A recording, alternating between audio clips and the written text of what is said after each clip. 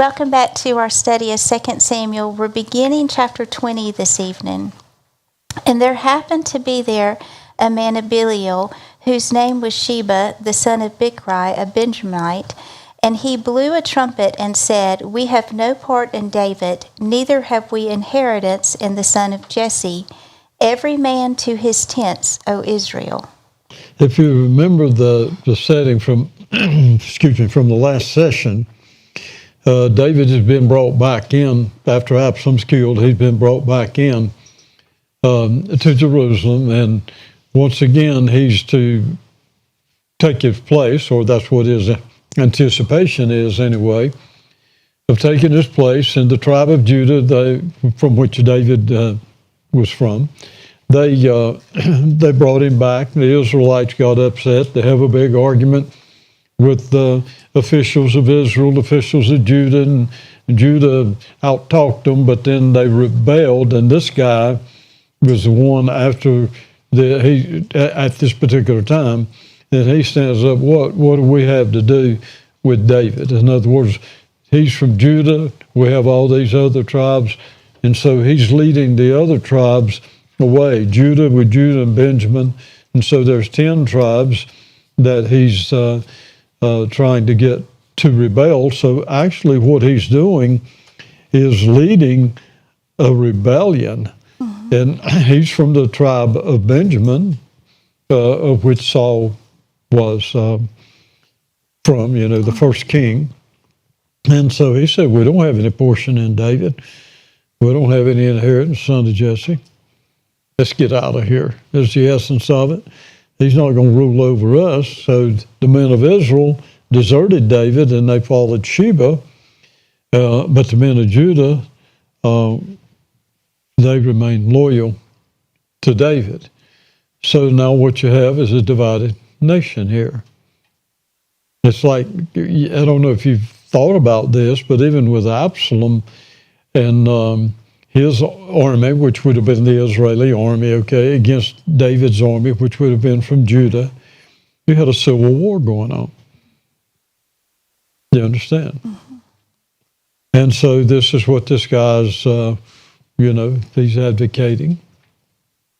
In fact, this is a test question we want you to remember. Following the death of Absalom, who led the revolt against David?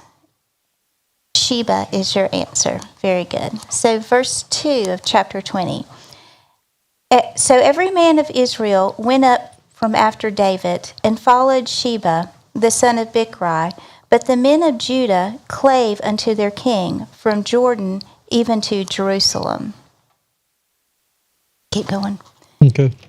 And David came to his house at Jerusalem, and the king took the 10 women, his concubines, who he had left to keep the house, and put them in ward, and fed them, but went not in unto them. So they were shut up unto the day of their death, living in widowhood.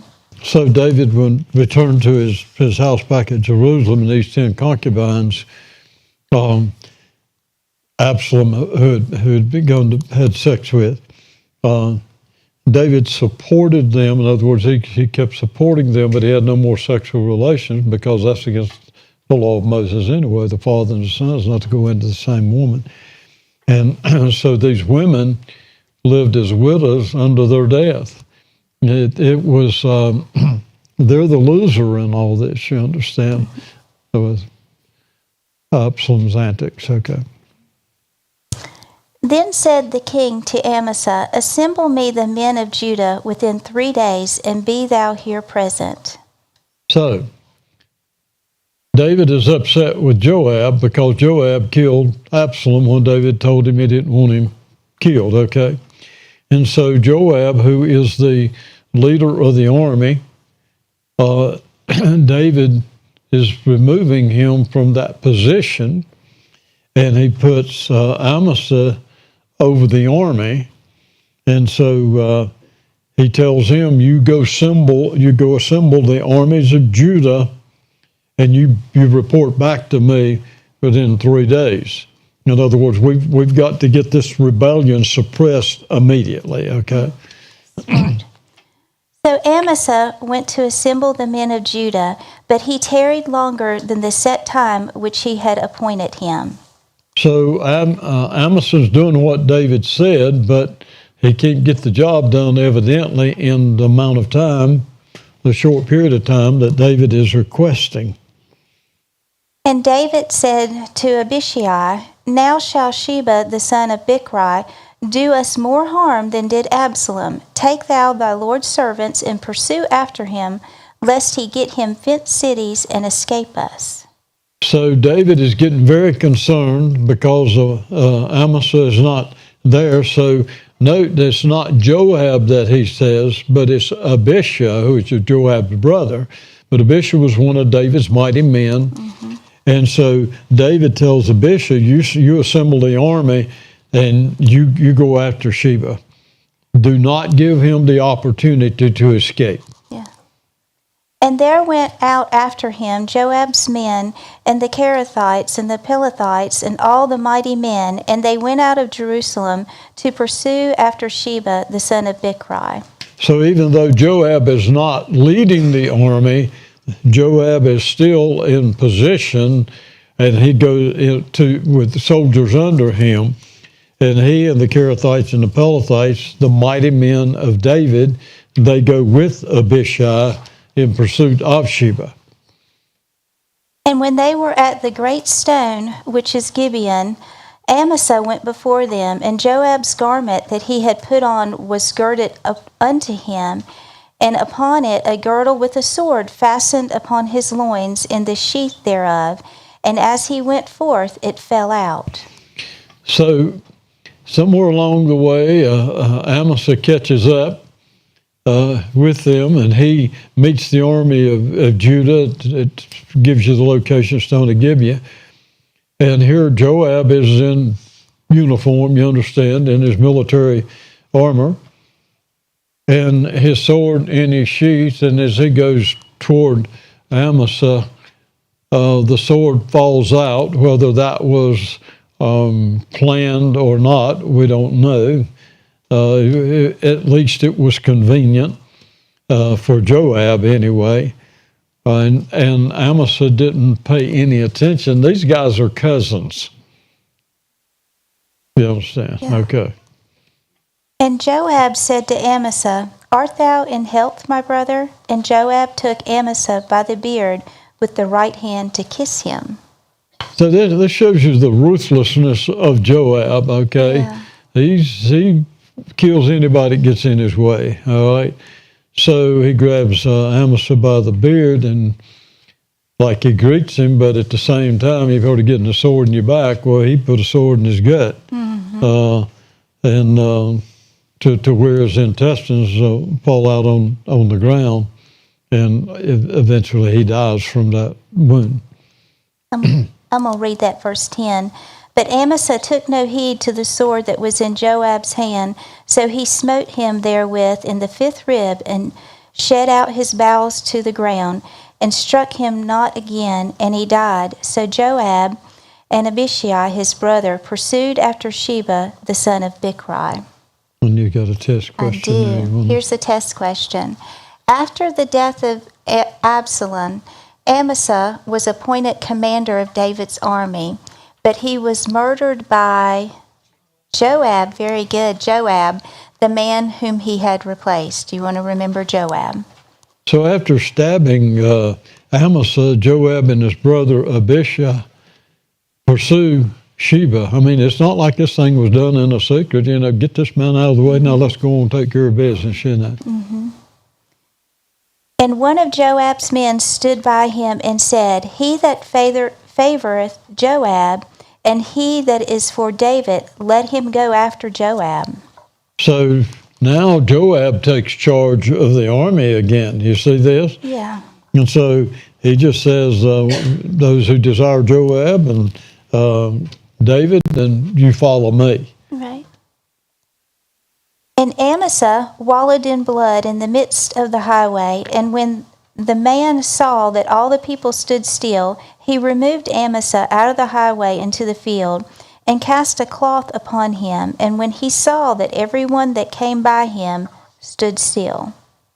So, it's like we said earlier, Amasa didn't die at once, but he's wallowing in his own blood in the middle of the highway. And when Joab's soldiers, it's servants here, it's dealing with soldiers, when he saw these soldiers stopping by Amasa, and he got him out of the highway into a field and put a garment over him so people would go on about their business instead of getting distracted with what had occurred. When he was removed out of the highway, all the people went on after Joab to pursue after Sheba, the son of Bichri. So Amasa's gotten out of the way, and now they're taking care of business of what they're supposed to do in the first place. And he went through all the tribes of Israel unto Abel, to Beth-Micaiah, and all the Berites, and they gathered together and went also after him. So if you notice this, Joab is going through Israel. Remember the tribes that rebelled? Well, Joab is going through these tribes, gathering more soldiers to go against Sheba. Now, you realize that Joab has been the commander of the army of all Israel and Judah.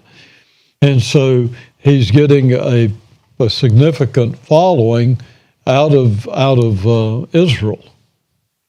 And they came and besieged him in Abel at Beth-Maachah, and they cast up a bank against the city, and it stood in the trench, and all the people that were with Joab battered the wall to throw it down. So the army goes to Abel of Beth-Maachah, and they besiege the city, set up a mound of defense against it. It's just those surrounding, especially your entrance to the city, and they put themselves in a position to go in and I'll get ahead of it just a little bit, but they're going to batter the walls of the city to tear it down, where they break through and have access to Sheba, who's hiding there. In verse 16, then cried a wise woman out of the city, Hear, hear, say, I pray you unto Joab, come near hither, that I may speak with thee. So it's interesting, it says a wise woman, okay? Yeah. And so she calls out to Joab, hey, I want to talk to you, is basically what she's saying. Mm-hmm. And so she's asking permission to talk to him. And when he was come near unto her, the woman said, Art thou Joab? And he answered, I am he. Then she said unto him, Hear the words of thy handmaid. And he answered, I do hear. So he honored her request. He went near the city wall to speak with the woman, and the woman wanted, are you Joab? She's wanting an identity here. And he assures her that he is, and she tells him that she's a maidservant, is the essence of it. But she wants him to listen to what she has to say. And so he said, all right, I'm listening. Then she spake, saying, They were wont to speak in old times, saying, They shall surely ask counsel at Abel. And so they ended the matter. Now, what's being said here, it's showing you that this city, Abel, had a reputation of wise people living there. And so when people had a problem, then they would go and seek counsel at Abel, and then disputes would be ended. I am one of them that are peaceable and faithful in Israel. Thou seekest to destroy a city and a mother in Israel. Why wilt thou swallow up the inheritance of the Lord? So this lady tells Joab, hey, listen, I'm among the peaceable ones and faithful ones in Israel, and I'm a mother in Israel, and here you are seeking to destroy our city. In other words, I haven't done anything to you. And Joab answered and said, Far be it from me that I should swallow up or destroy. So she is fully calling him on the carpet, you want to destroy what she's calling the inheritance of Israel. And Joab responds, no, that far be it from me to do that. I'm not wanting to destroy or ruin. The matter is not so, but a man of Mount Ephraim, Sheba, the son of Bichri by name, hath lifted up his hand against the king, even against David. Deliver him only, and I will depart from the city. And the woman said unto Joab, Behold, his head shall be thrown to thee over the wall. So Joab tells the woman, no, I'm looking for someone that's rebelled against the king, okay? I'm looking for Sheba, the son of Bichri. And he said, he makes a proposition to this woman, and he assured her that if she would deliver Sheba to him, that he would depart from the city. Nobody else will be hurt. If you give me this guy, that's who I'm after. I'm not going to hurt anybody else. And so she responds, all right, I'm going to throw his head over the wall to you. Then the woman went unto all the people in her wisdom, and they cut off the head of Sheba, the son of Bichri, and cast it out to Joab. And he blew a trumpet, and they retired from the city, every man to his tent, and Joab returned to Jerusalem unto the king.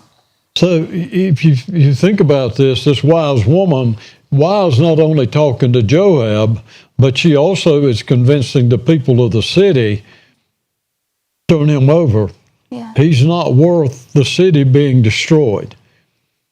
And so she's giving them wise counsel. They agree with it, and they cut his head off and throw his head over the wall to Joab, and Joab keeps his word. When he gets the head of Sheba, then he blows the trumpet for the army to retreat, and he leaves to go home, returns to Jerusalem. This is such a different outcome than, remember what we read in the book of Judges, and do you remember the tribe of Benjamin?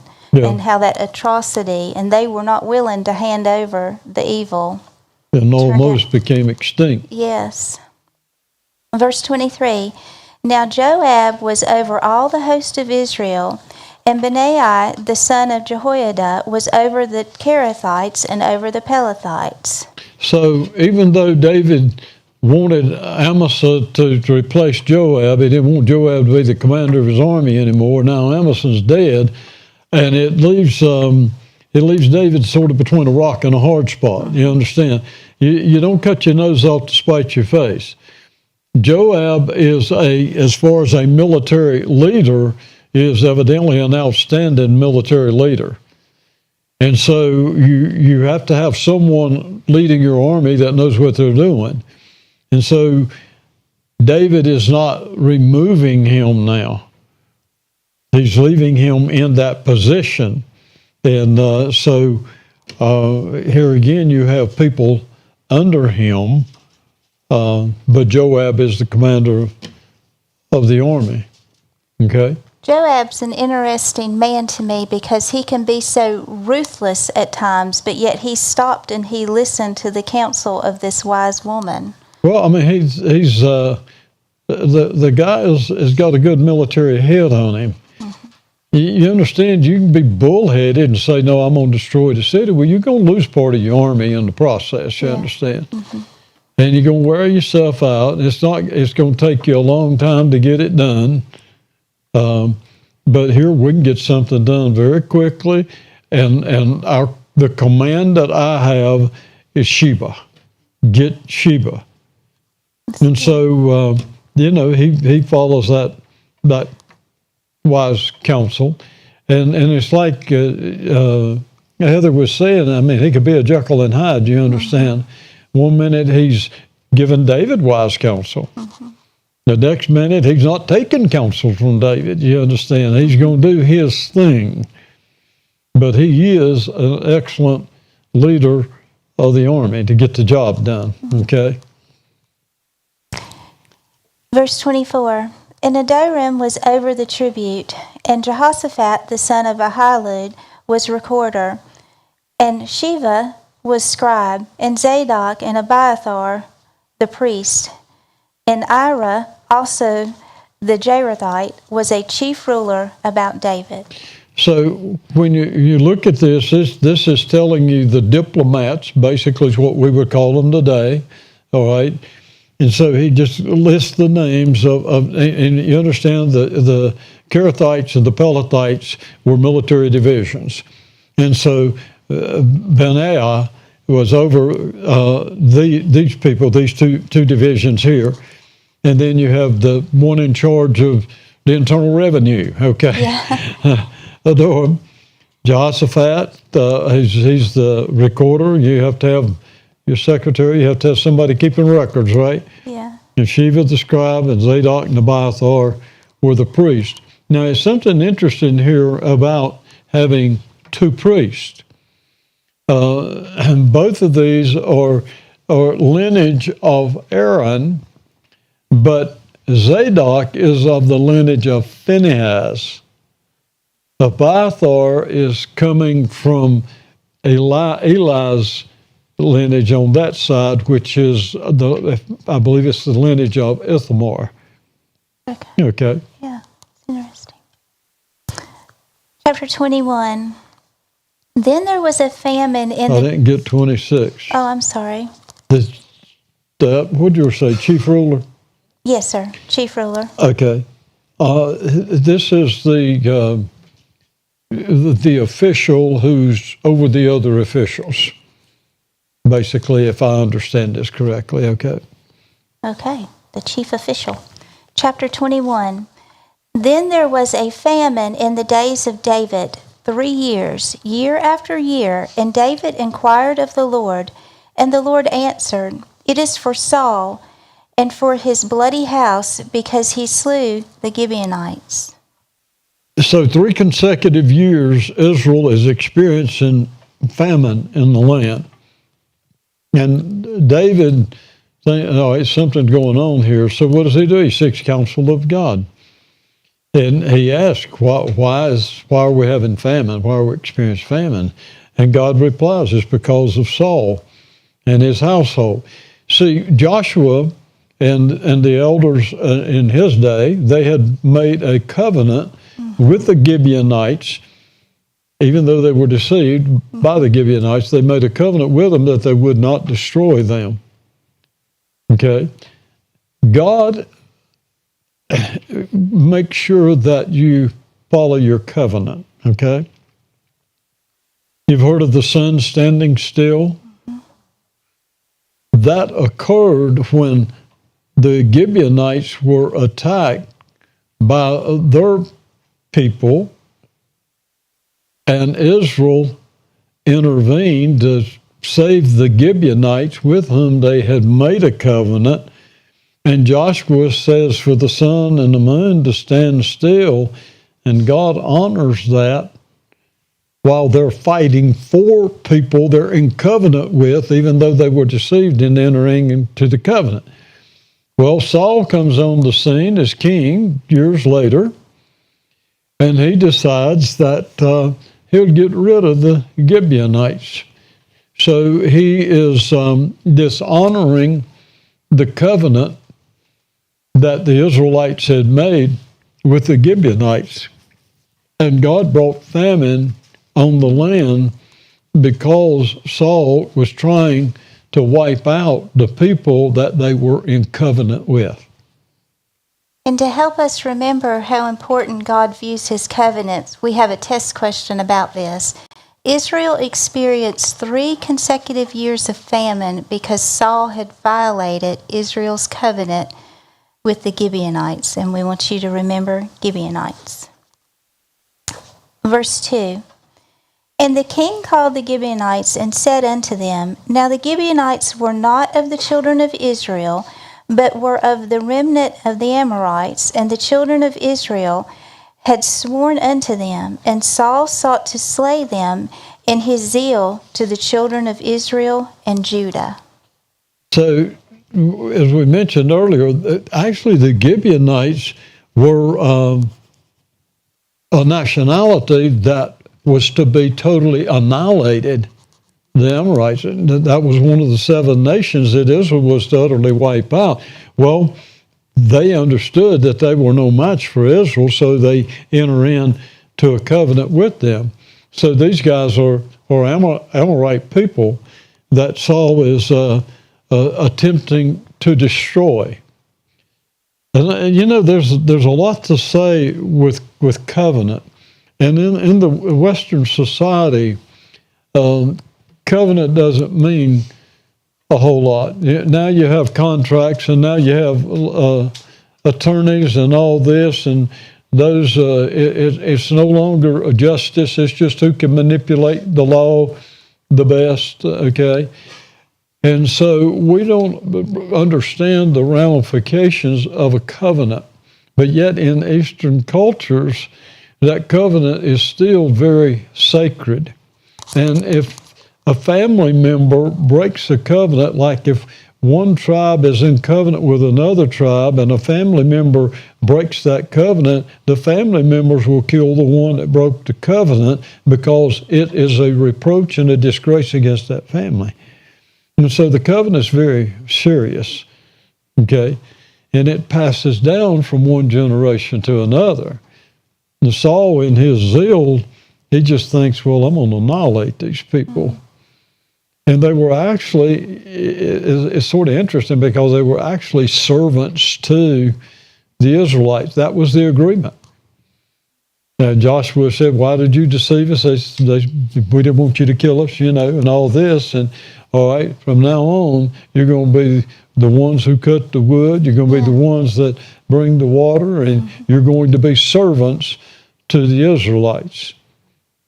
And so you're somewhat putting a knife to your own throat when you cut off the ones, or trying to cut off the ones that are actually an asset to you.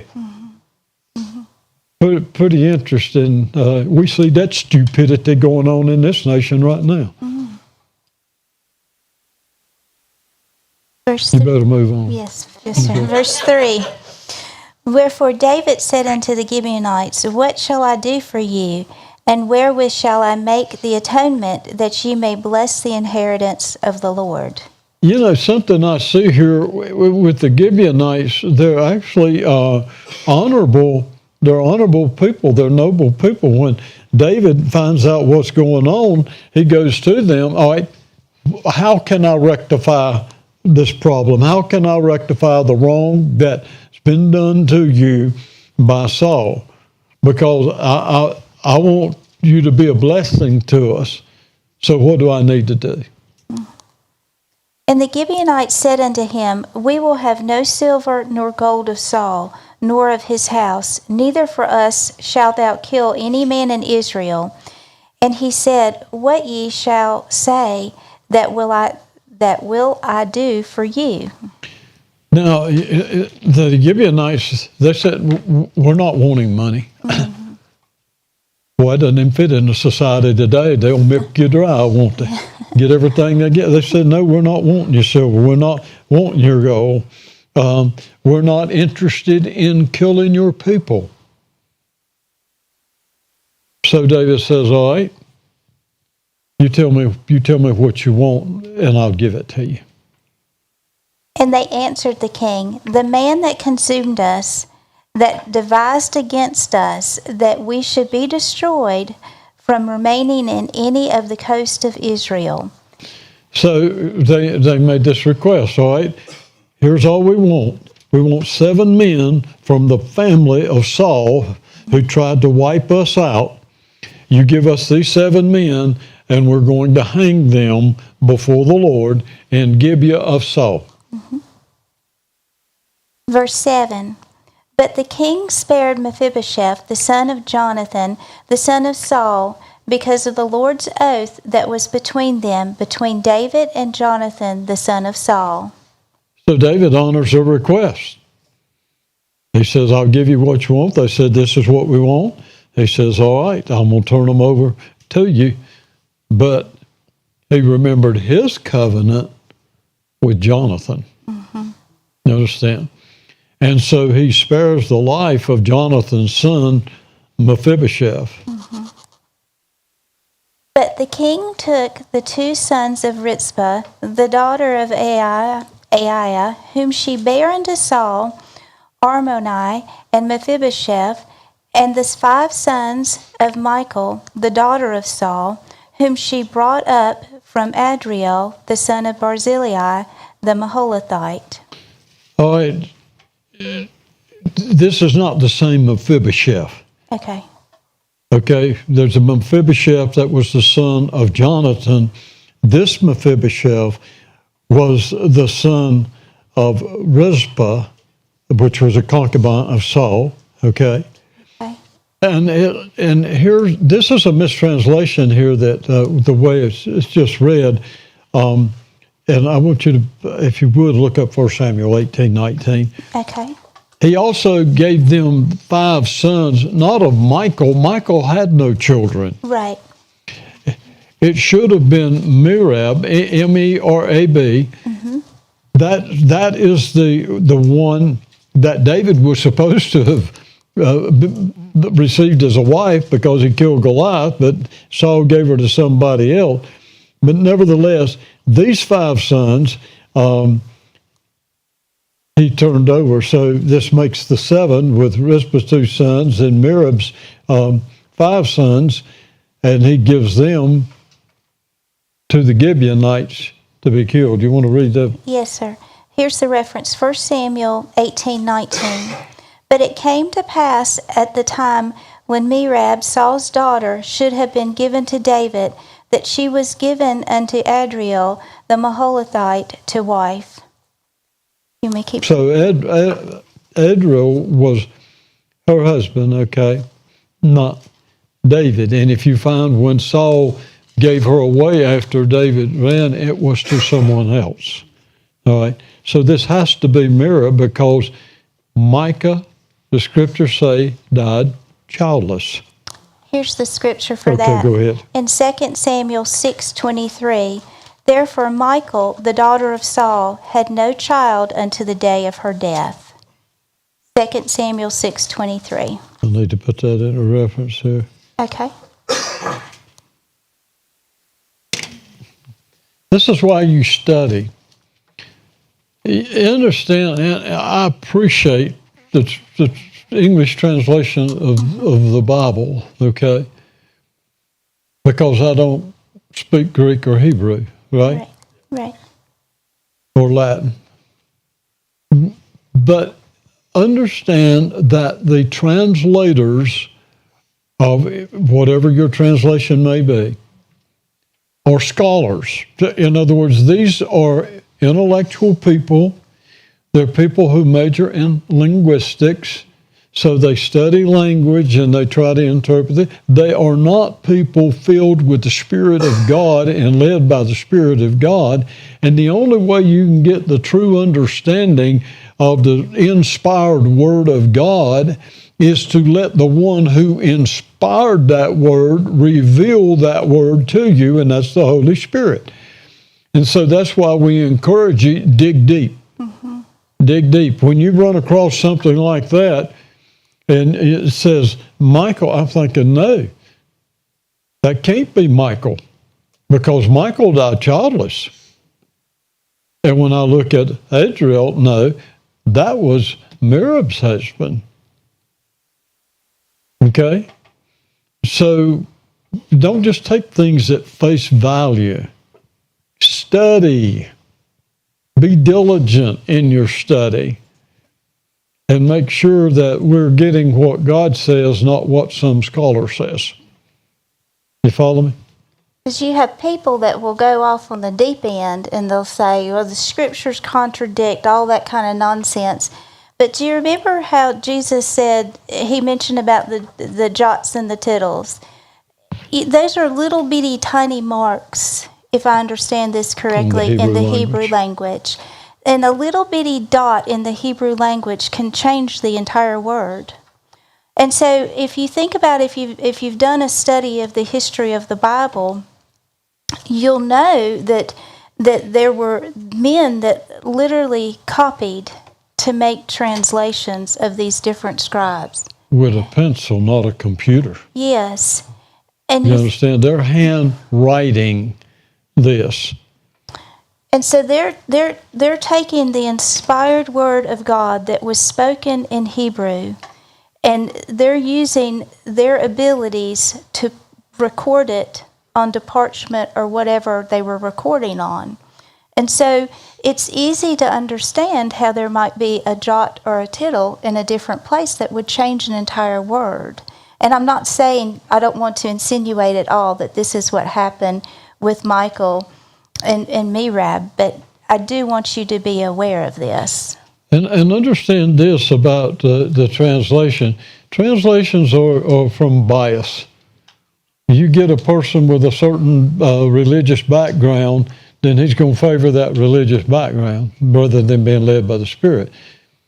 Also, a thing to remember is, like with the King James Version of the Bible, King James set guidelines for the translation of the Bible. Okay? Yes. And so some things are translated to where they don't offend the king. Mm-hmm. You understand? That's why we have to go in and look at the context to get the message, rather than trying to get the message through linguistics, which is you're not going to do. You're going to have to get your interpretation through context. And the context will reveal to you the message God's wanting to convey. Mm-hmm. Okay? Amen. Our time's up here, so we'll stop and take a break and pick back up with this.